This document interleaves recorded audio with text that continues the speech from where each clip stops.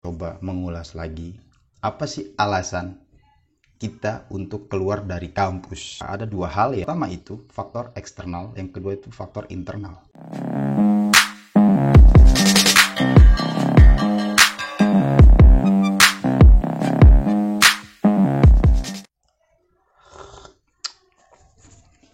Udah ngopi belum? Nah, di kesempatan kali ini saya akan coba membagikan cara saya melihat ya. Artinya saya nggak klaim ini akan benar bagi kalian semua. Dan disclaimer dulu, saya pertama minta maaf kepada siapapun yang mungkin ada beberapa hal yang membuat mereka tersinggung dengan video-video yang saya sampaikan. Dan itu saya merasakan tergantung kalian cara menyikapinya. Tapi di sini saya menyampaikan hal-hal yang sekiranya tepat dan baik saya bagikan. Dan saya minta maaf di channel ini mungkin dari segi lighting, background dan lain sebagainya itu tidak terlalu bagus ya. Karena memang di sini saya ingin benar membagikan hal-hal yang saya kira ini tepat untuk kalian semua ya sob. Dan konten di channel ini mungkin gak hanya sebatas konten yang cuma main ya gitu, atau apalah gitu kan. Karena untuk hal itu karena saya tidak setiap saat saya melakukan hal itu. Cuma di channel ini saya ingin coba untuk konsisten membagikan hal-hal yang menarik. Dan kalau misalnya ada perbedaan pendapat, perbedaan cara melihat dan lain sebagainya, itu wajar-wajar saja. Karena yang saya bagikan ini berdasarkan apa yang saya alami, pengalaman-pengalaman yang saya rasakan. Barangkali dari teman-teman ini bisa saja berbeda, dan harapan saya semoga apa yang saya bagikan itu bermanfaat, itu aja. Yang saya bagikan itu dengan tujuan manfaat bagi kalian. Nah, di kesempatan yang indah ini saya akan coba mengulas lagi apa sih alasan kita untuk keluar dari kampus. Dan ini menarik karena di direct message saya itu ada orang yang nanya, "Bang, apa sih alasan kenapa kita harus keluar dari kampus?"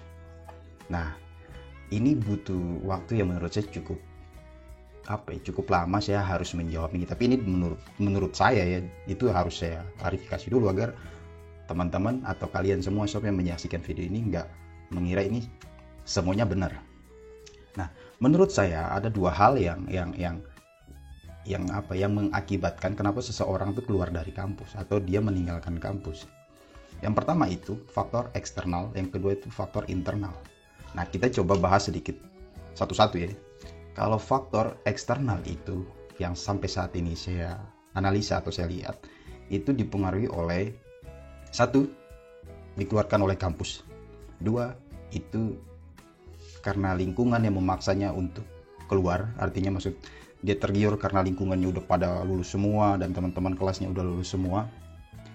Ketiga itu karena faktor keluarga, maksudnya keluarga ini, tekanan dari keluarga yang mengharuskan dia untuk secepatnya untuk keluar. Nah, kalau dari faktor internal itu yang saya bisa tangkap dan saya analisa itu, satu, karena memang seseorang itu pengen membangun dirinya, membuild dirinya untuk lebih berpengetahuan, berpengalaman. Artinya maksudnya dia menunjukkan apakah saya pantas untuk keluar dari suatu sistem universitas ataupun lembaga instansi pendidikan. Dan menariknya adalah, kita coba bahas satu-satu ya. Kita bahas dari faktor eksternalnya dulu. Nah, faktor eksternal itu biasanya dipengaruhi oleh mungkin dari masa kuliahnya udah melampaui batas, ya kan?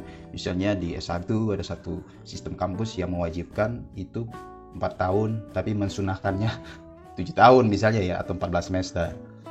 Dan itu ya tergantung, kalau teman-teman yang on progress mungkin bisa gitu loh, nggak ada masalah-masalah yang terjadi di dalam kehidupan pribadinya misalnya kan. Tapi kalau berbicara tentang 7 tahun itu menurut saya itu adalah apresiasi yang luar biasa juga, karena dia mampu menyelesaikan tanggung jawabnya, amanahnya itu ya, sekalipun itu dinilai sedikit telat. Tapi telat di sini bukan berarti dia meninggalkan ya. Terus faktor sosial ya, faktor sosial di bagian dari penyebab eksternal ini, itu mungkin karena di lingkungannya dia merasa ini teman-teman saya udah pada keluar nih, semua teman-teman main saya udah pada nikah, udah pada gini nih, udah pada wah gimana nih aku nih udah sendiri gitu kan. Terus faktor keluarga, maksudnya keluarga mempressure dia untuk segera secepatnya untuk keluar dari sistem kampus atau secepatnya untuk wisuda gitu loh. Karena memang kalau kita tarik ulur, ya secara tidak langsung teman-teman akan membebani keluarga juga. Nah, kita bahas itu udah di faktor eksternalnya, dan mungkin kalau kurang teman-teman juga bisa memberikan tambahan ya. Nanti teman-teman bisa tulis di kolom komentar. Tapi di faktor internal ini adalah faktor yang dimana sedikit hal kalian korbankan dengan asumsi kalian mendapatkan sesuatu yang benar-benar kalian harapkan. Misalnya nih, ada si A, dia tidak peduli dengan faktor eksternal. Artinya gini, oke lah, dia telat, tapi di balik itu dia punya hal yang benar-benar dia ingin kuasai. Misalnya di jurusan teknik misalnya. Nah, ada hal-hal yang benar-benar dia pengen kuasai, artinya dia tidak peduli dengan keterlambatan di masa kuliahnya. Oke. Artinya dia nggak pengen dia keluar cuman sebatas bawa pulang lembaran ijazah atau menggunakan toga atau pengen memamerkan foto wisudanya di ruang tamu keluarga. Ya kan? Dan ini menarik teman-teman.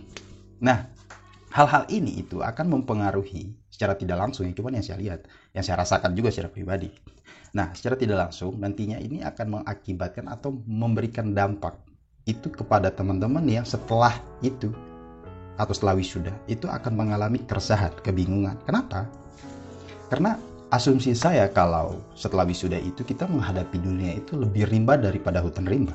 Maksudnya gimana sih? Oke, saya jelaskan.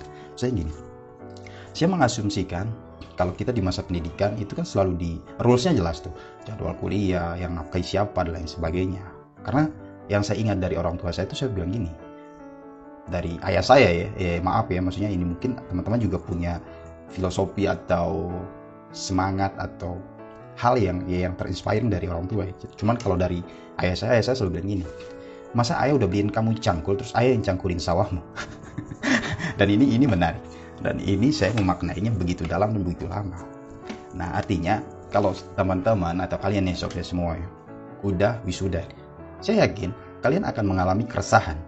Karena apa? Kalian akan mereplan semua hal, baik dari langkah kalian mau ke mana, perusahaan mana yang kalian harus tuju, dan apa yang harus kalian lakukan. Belum tekan sosial teman-teman udah pada nikah ya enggak. Dan jadilah orang yang menurut itu tidak mudah terkontaminasi oleh situasi. Jadi diri sendiri yang tangguh, jadi diri sendiri yang gak mengandalkan siapapun yang di luar. Karena kalau saya pribadi melihatnya seperti ini, pilihan A sampai Y itu adalah mengharapkan diri saya, mengoptimalkan apa yang ada dari ujung rambut saya sampai ujung kaki saya. Opsi Z adalah saya mengandalkan orang yang ada di luar saya. Ya saya nggak tahu ya, ini hak pribadi sih. Kalau ada teman-teman yang mengandalkan om tante keluarganya di suatu perusahaan, itu hak teman-teman ya. Cuma ada yang gimana ya, oke. Dan itu bagus. Dan menurut saya adalah di masa kuliah itu kita diajarkan untuk tetap fight lingkungan yang mengajarkan kita untuk tumbuh dan terus berkembang. Artinya yang perlu kalian semua tahu adalah, atau kalian tanyakan di dalam pribadi itu, apa yang paling mendasar kenapa saya harus tinggalkan kampus. Bukan tinggalkan artinya kalian gak wisuda ya, maksudnya saya pulang membawa ijazah. Karena pada dasarnya ijazah cuma bukti bahwa kamu pernah, oh ya anak itu memenuhi syarat untuk kamu memperoleh ini. Tapi kan instansi pendidikan tidak pernah bilang kalau kamu wah gitu kan, atau kamu wow gitu. Gimana sih? Artinya dia tuh cuma memberikan lisensi, ya kan? Tapi nggak menjamin kualitas dalam isi gitu. Aduh, memang agak-agak berat sih untuk membahas hal ini, dan saya yakin banyak hal yang orang akan merasa, apa sih, ngomong apa sih lu, sosok nggak gitu. Karena pada akhirnya kalau kita hanya ingin wisuda ya ngapain harus rumit-rumit itu, atau kita cuma pengen gelar, atau kita cuma pengen ijazah, itu ngapain rumit-rumit kita harus menempuh pendidikan begitu lama gitu kan. Itu juga banyak jalur tikus untuk memperoleh hal itu gitu. Tapi akan pasti berbeda apa yang kita dapat orang-orang yang akan menjalani proses, orang-orang yang akan menikmati semua proses yang ada. Saya yakin mereka akan tumbuh atau berpikir melihat itu dengan cara yang begitu berbeda. Artinya ya kita nggak bisa membandingkan si A sama si B jika proses mereka berbeda gitu, sekalipun mereka punya gelar yang sama gitu kan.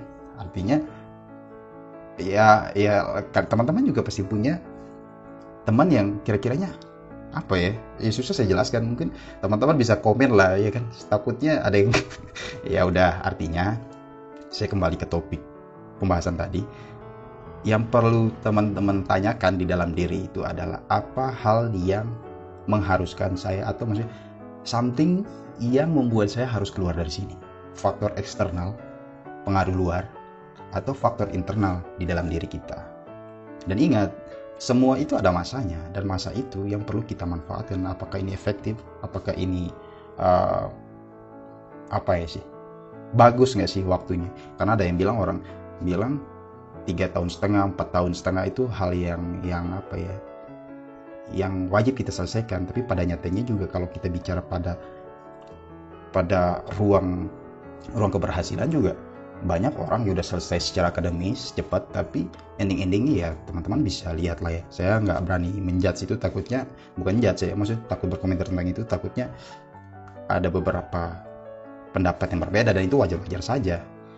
Dan mungkin itu aja yang saat ini saya perlu bagikan. Semoga video ini bermanfaat, dan ini dengan tujuan adalah kalian harus tanya dulu ke diri kalian, kenapa saya harus keluar, apa alasannya, faktor apa yang membuat saya harus keluar dari kampus. Mungkin itu saja yang saya dapat sampaikan. Semoga ini bermanfaat. Tetap semangat, tetap bahagia, itu saja. Terima kasih.